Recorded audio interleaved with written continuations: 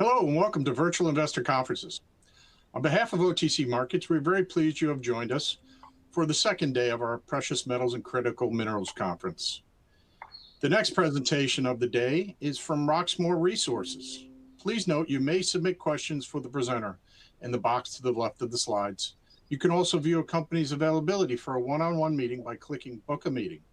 At this point, I'm very pleased to welcome John Dorward, Chief Executive Officer and Executive Chairman of Roxmore Resources, which trades on the OTCQX Best Market under the symbol GARLF and on the TSX under the symbol RM. Welcome, John. Thank you very much, Greg, and thank you to OTC for hosting us today. And thank you everyone for tuning in. Appreciate your time to take you through the Roxmore Resources story. Roxmore Resources is focused on developing the very large Converse gold project in Nevada's Battle Mountain Trend. And I look forward to being able to give you an overview of why we're so excited about the prospects for Converse in the coming years. Some of the highlights of Converse is that it's very large.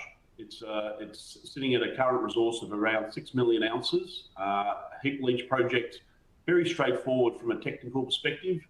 There's a lot to like about the project, from an immediate sort of de-risking and taking the project through the project milestones, but there's also a longer term growth story here that I think will end up displaying that Converse is truly one of the great gold mines of North America in due course. So we're excited. We've built a great team to take the project forward.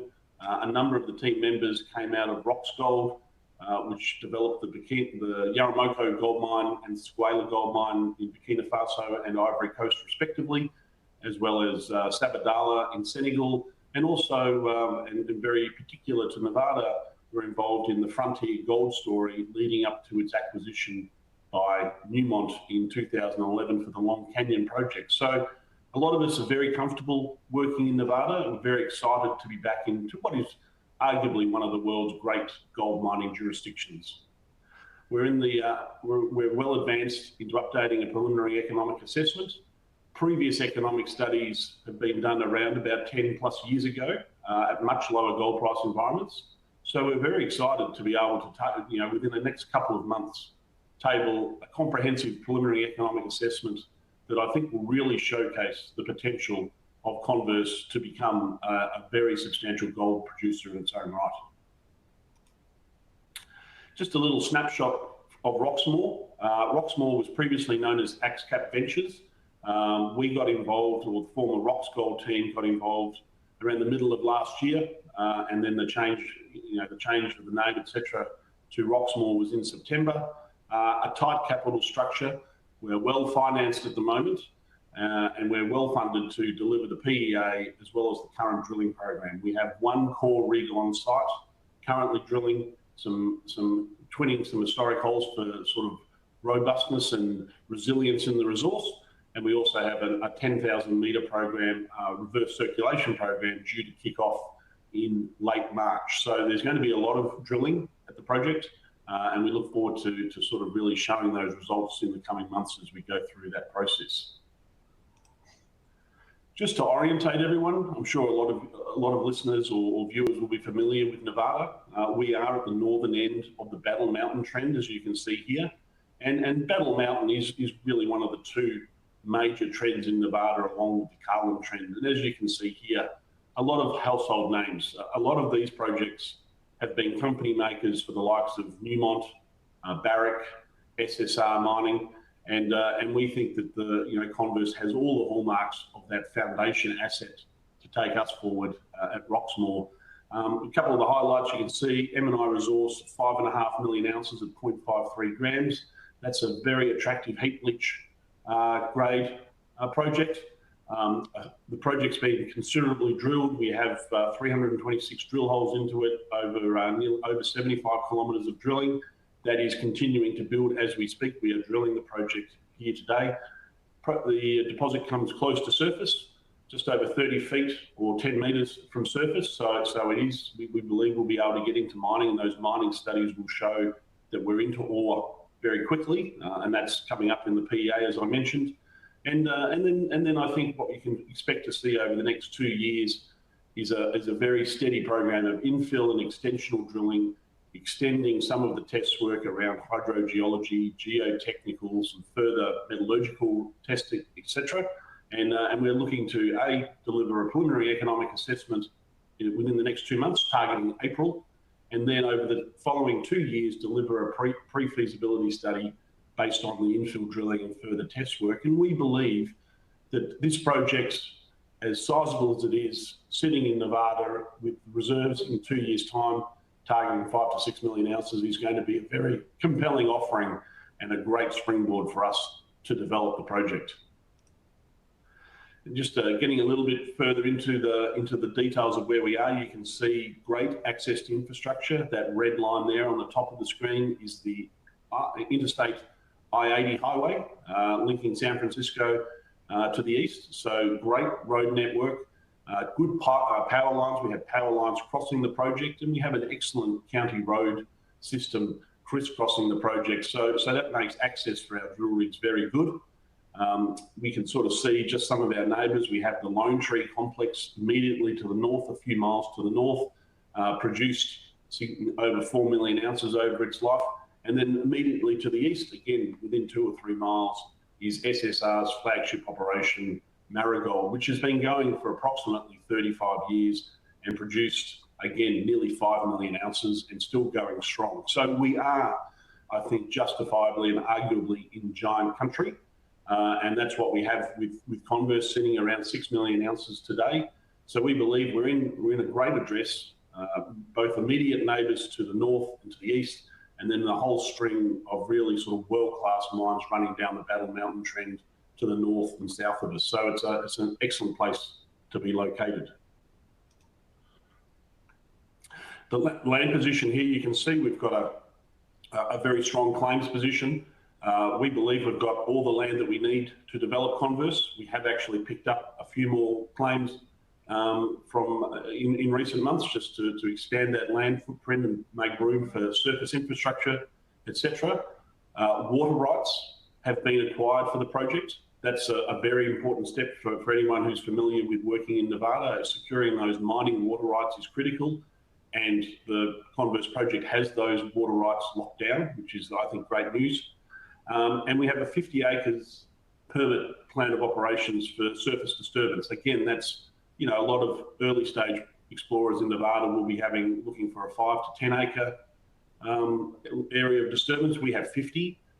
Together with the county roads and progressive rehabilitation, we believe that we have sufficient access to land under that current permit to take this project all the way through pre-feasibility and into definitive feasibility study. So one of the sort of, time things that can hold projects up, certainly early stage projects in Nevada, is getting that initial plan of operations. We have it, and we're in great shape to prosecute our drilling and exploration and our further evaluation works. Just to touch a little bit on the resource, you can see here we are in the process of updating this resource. So there will be a new resource come out as part of the preliminary economic assessment in April. That is being done by SLR out of Toronto, Canada, a group that we've worked with extensively in the past. And I think fair to say a relatively conservative resource estimation group. So what we're looking to table is a very robust and defensible resource coming up in the next couple of months, and then using that to build infill drill to take it towards pre-fees and build from that point. But as you can see here, a very attractive starting position, considerable oxide. We believe we can grow the oxide close to surface. There's been some great results recently in recent months that indicate that there are some new high-grade oxide zones close to surface.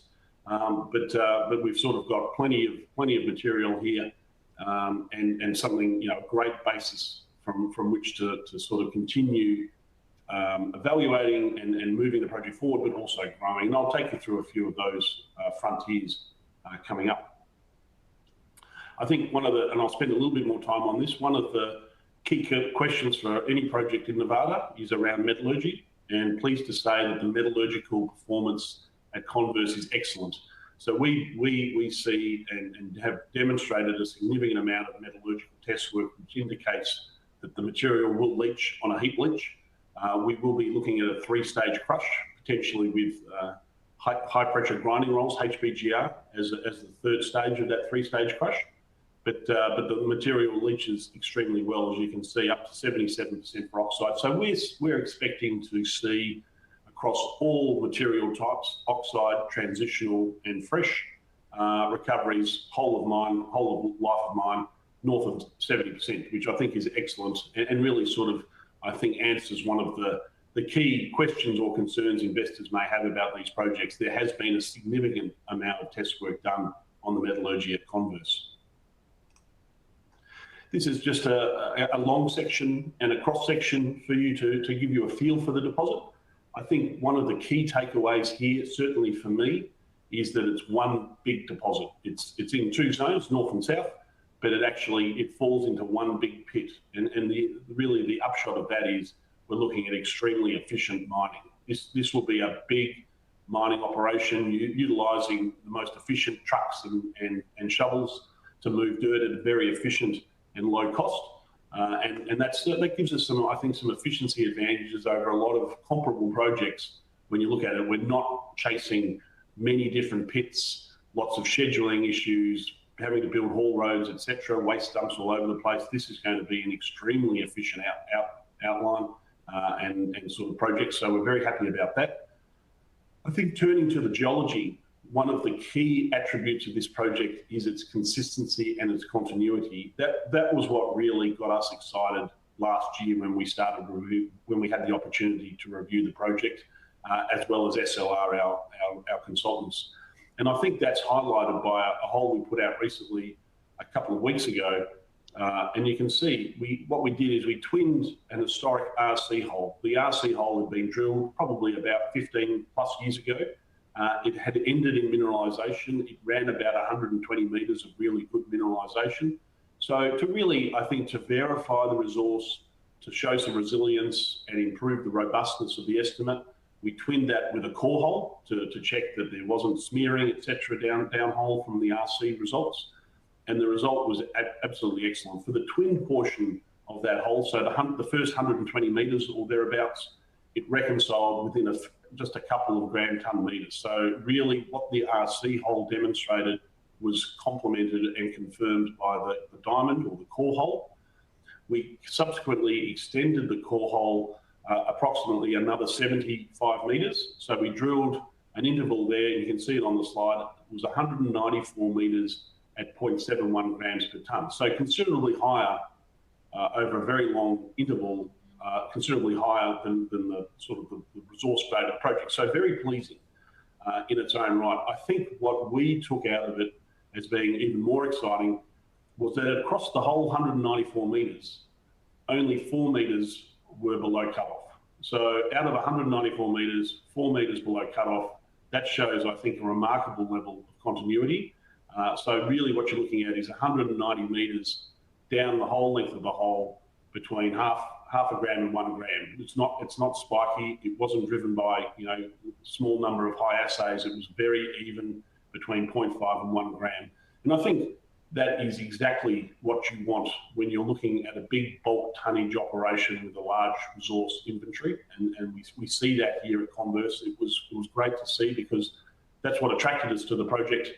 And we've sort of confirmed that, I think, in the most compelling fashion possible, with a core hole right through that core of that deposit to confirm, which was really encouraging. You can sort of see, I think, too, from both sections here, the deposit comes close to surface. If you're talking, if you sort of see some historic commentary around the project, you might read that there's people concerned about a large overburden associated with the project. I think if you were to start mining in the middle of that long section on the left, or on the western side of the cross section, you would have to dig through a lot of overburden, but a sane mining person wouldn't do that. They would start where the ore body comes close to surface. We have some very attractive grades close to surface, and the project comes, as I said, within 30 feet or 10 metres of surface. So the sort of the story of the large overburden really doesn't hold water when you look at the sections. And I think when we deliver the PEA, will see that there's a very modest and reasonable pre-strip required, and then progressive stripping of the ore body. We anticipate that this will have quite a low life of mine stripping ratio. It will be very competitive with the majority of projects, both comparable projects in development, but also in operation. We expect that the life of mine will be around 2.5 strip ratio, but much lower in the first half of the mine life. So we think there's some very compelling economics coming with the PEA. This is a section here, and I think just mentioned that there is the potential for high-grade oxide to be found. The hole here, CV25005C, was drilled last year. It was drilled to target sort of deeper extensions of the pit, sort of at the pit at the bottom, really sort of chasing some of those holes that had finished in mineralisation to extend mineralisation. What was particularly exciting here was it clipped a new high-grade oxide zone that you can see here, close to surface, 25 metres at just under 1 gram, all running oxide. So we're going to continue following that up. The core rig that's on site, once it's finished its twinning duties, will be moved over to do some of this drilling to look to expand this zone. And that's because it will have an early stage, or could have an immediate and early impact on economics. If we can expand the amount of oxide that comes into the mine plan quite soon, then that will obviously be very favourable for the economics. So that's more work to be done. The winter in this part of Nevada has been quite mild to date, so we anticipate that we might be able to drill the whole way through winter without going to sort of large extents and more expensive, keeping the roads open, etc. So fingers crossed. But I think you can look forward to seeing, you know, a short, sharp program targeting the oxide before we get into the larger infill and extension program for the balance of the year following the PEA. Metallurgy, I touched on this, very important for any project when you're looking at it anywhere in the world, but particularly in Nevada. The first question is the project refractory? No, it's not. This metallurgy here performs very well. If you were to put this, you know, test work indicates if this were to be milled, you would get around 95% recovery. So we're looking more at a heap leach scenario, and you can sort of see here that it does leach very well, even to the fresh material, compared to other projects around the parts in the Great Basin of the US. Significant amount of test work has been done, as you can see here on the left. Over 75 column tests and 1,000 bottle roll tests. I think this is really a comprehensive program. We will be doing more of it as part of the PFS program, but that's really just to sort of refine the granularity of the program. But I think, you know, enough, certainly from our perspective, there's certainly enough historic work, and that was most recently done in 2018 by Caps Cassidy in Reno. We believe Caps Cassidy are the premier heap leaching experts in the Western USA. They're doing the processing and operating design flow sheet for our PEA. So we think we've got the best people on that for the job. And they conducted that program back in 2018 with a significant number of columns and bottle rolls. And I think we are very comfortable with where the metallurgy sits. Won't spend too much time here. A lot of this is going to be, I guess, redundant when the PEA comes out. But I think it's suffice to say, and our expectation is that when we stack up Converse as the preliminary economic assessment against a number of other projects in Nevada, both in production and in development, it's going to show very well. We think that from a grade perspective, it will be above, you know, be in the top half of the projects. From a strip ratio, from a size, you know, number of ounces, recovered ounces, from operating costs, etc., it's going to show very well. We're really looking forward to being able to share those metrics in the coming months, because I think it's really going to, put Converse front and centre as one of the premier development projects, not just in Nevada, but around the world that's owned by a junior. So again, it's a fair bit of big talk, but I think the project will back us up, and we'll be able to show a project that is actually is very compelling and will take a lot of people, I think, by surprise. This project has been hiding in plain sight to some extent, and I think when we're able to showcase what that looks like from quality, with quality work, utilising quality consultants, a range of conservative inputs, it's going to be very hard to knock this project. It's going to show extremely well, and we can't wait until we can do that, to be honest. So, so just to wrap up the story of Roxmore, we put this team together to advance Roxmore, to advance Converse. The old AXCAP had several projects in it, but it became clear that Converse was really the sort of the lowest hanging fruit and the jewel in the crown. So we've brought the people together, we've raised capital to take it forward. We're going to take, I think, a giant step forward with the PEA. The drilling is ongoing, and we've had a number of the people who've been involved in this project have had very successful careers taking projects from exactly this stage, from resource stage through economic studies, pre-fees, PEA, pre-fees, definitive feasibility study, and either put those projects into production or sold them to a much larger company. I mean, we sold Frontier to Newmont in 2011 for $2.3 billion. And that was when $1 billion actually was a big number in the mining business. So we're confident that we have the people, we have the financing, and we have the project to take the project forward. So at that point, I think I'll stop and tackle some of the questions. I'll just read them out. Bear with me. So question is, you've just uplisted to the TSX from the CSE. How do you see this changing the size and quality of the institutions that can own Roxmore, and what kind of valuation step change do you think is realistic as that transition happens? Look, I think that's an excellent question. I think for us, it's a uplisting to both the QX, the top market on the OTC, as well as the TSX, is really about sort of establishing our bona fides as a credible developer. We think that we're comfortable operating at the standards of those more rigorous standards of those markets. I think I tried to buy some shares through one of my brokers back last year, and they couldn't do the trade on the CSE, so that was quite instructive. So they can now do that on the TSX, fortunately. So I thought that was interesting. For us, it's really about the long-term building the share register that will take us forward. So we're going to need to raise capital. There's no use in pretending that we won't.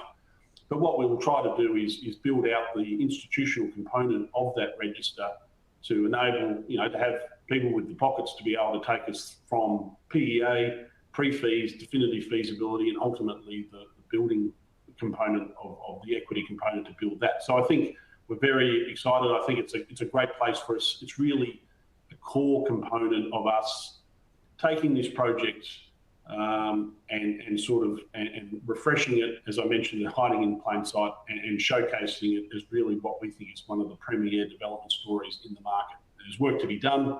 We'll need to show the evidence to that, but we're very confident that we have the ability to do that. And I think valuation for us, we are very cheap at the moment. 140 odd million Canadian dollars. That's not representative of a 6 million ounce deposit in any stretch. It's certainly not one in Nevada. So we know we've got work to do, and I think the PEA allied to uplisting will sort of broaden our appeal to investors. So we're looking forward to tackling that. One of the other questions, given the strong comparison to operating heap leach mines like Marigold and Round Mountain, are you starting to think about a production profile that puts Converse into the top tier of Nevada open pit producers? Absolutely. I think whilst I won't front run the results of the PEA, I think you can expect to see a very large production profile. I mean, we're sort of starting north of 5 million ounces mineable.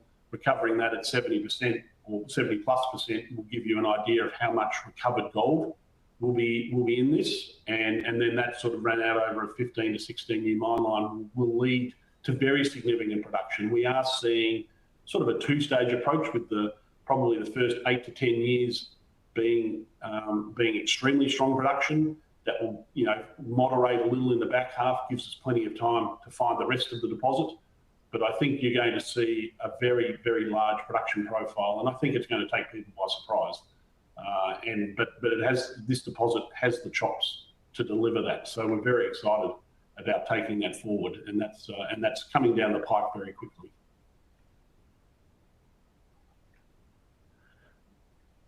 So another question, since closing the Tora transaction and rebranding as Roxmore, you've effectively reset the story around Converse. Do you think the market is still anchored to the old AXCAP narrative, and how much room does that leave for sentiment to catch up? Look, I think that leaves a lot of room for sentiment to catch up. This is not your grandmother's AXCAP anymore. It's a very different company, a very clear focus on Converse. I think the strategy that AXCAP had back in the day to collect cheap assets was a timely one a few years ago. But we live in a bit of a different market environment now. The financing is available to progress a project like Converse. And really the reason for the merger with Tora and the subsequent rebranding from AXCAP to Roxmore was to focus exclusively on Converse and take that project forward. This is the sort of project that junior companies really should want, and we've been able to find one, and we're going to take that forward. So I think it's all wrapped up. Look, I think we've still got a few, we have a sort of warrant position still outstanding from the AXCAP days. We are starting to see some of those warrants get exercised, so it's actually turning into a good source of funding for us. But I think, by and large, I think the market has responded well to the change and the new team coming in and the program that we're putting together. I'd like to think it's resonating with investors. There's more work to be done. And again, I keep harping on it, but the PEA, I think, will be, really the key piece of the reset. And it's going to be very hard for investors to ignore what that study looks like, given it's coming with very strong provenance. It will be very conservative, it will be very defendable, and it will be a very large and attractive project. So we just sort of waiting to get that out. So another question, you've assembled many of the same people who created over $3 to $4 billion of value at Roxgold, Frontier and others. Internally, do you view Converse as having equal or greater potential than those past successes? I could have written this question myself, so I appreciate it very much. I think I've said to some people in meetings that I've had and that I've been discussing with, I think that Roxmore and Converse project probably is the best value equation I've ever been involved with at this stage. So when I looked at this project in June last year, we did about 3 months of work, deep dive, pulled it apart and got in board, did the initial financing. I think that the runway that this project offers is the most compelling that I've ever seen. And I think it's actually coincided with a great time in the market. I mean, for example, with Roxgold, which I think we ended up being very successful. When we started that journey, the GDXJ was about $100, and when we finished it, it was about $30. So we sort of battled a very tough tape across the 7 or 8 years to deliver a multiple X, a multi-X return. I think this one, the setup is much more supportive, but we've got a project that I think will act ultimately. I think this will be this, as I say, will be the best valuation growth scenario that I've ever seen. So that's why I'm very keen to keep digging in and advancing the project. Another question. Given the scarcity of large, low-strip, heap leachable gold systems in the US, do you think the market fully appreciates how unicorn rare this type of asset is for a junior to control? Look, I don't think it does. I don't think that that's necessarily wrong, or I don't understand that. I do get that. I think what we need to do, and this is on us, is really set the table for people to see the potential of Converse. Now, I've had the benefit of getting into the data room and having my consultants pull the resource apart, etc. So I've had a bit of an early seat, and so I don't necessarily expect everyone's going to sign on as quickly as I have. But I think the key, when we table the PEA, it's going to be very hard to ignore. And I think what we'd like to do is make sure that anyone who's still sitting on the fence has significant FOMO and regret at some point in the coming years. That's our job. Our job is to make this as valuable as we can and sort of unearth that potential. The project has everything we need to do it. We just need to peel back the layers and show people. So it definitely doesn't appreciate the rareness, the scarcity of this project and its ultimate potential. I think that's okay. That's the opportunity. That's the opportunity that we've been enjoying and will continue to enjoy.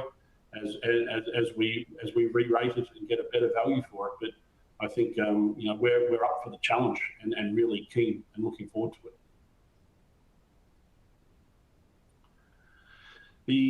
Another question, with Newton and Rattlesnake Hills in the portfolio, do you ultimately see Roxmore evolving into a multi-asset development platform, or is the goal to monetize non-core assets to turbocharge Converse and minimise dilution? Look, again, I think it's a great question. I think the question is correct. We are looking to focus pretty much exclusively on Converse. We do see value in Rattlesnake Hills and Newton. They are earlier stage, and we are conscious that we need to husband our resources and focus. So I think it's, whilst no decision's been taken at board level, I think we are exploring opportunities to potentially monetize those or get some value to be able to put into Converse, because that's where we see the lowest hanging fruit. And I think I might have come to the end of my time. So I appreciate everyone's time and interest. Please feel free to hit the book a one-on-one meeting. We'd love to take you through the Converse story. Thank you very much.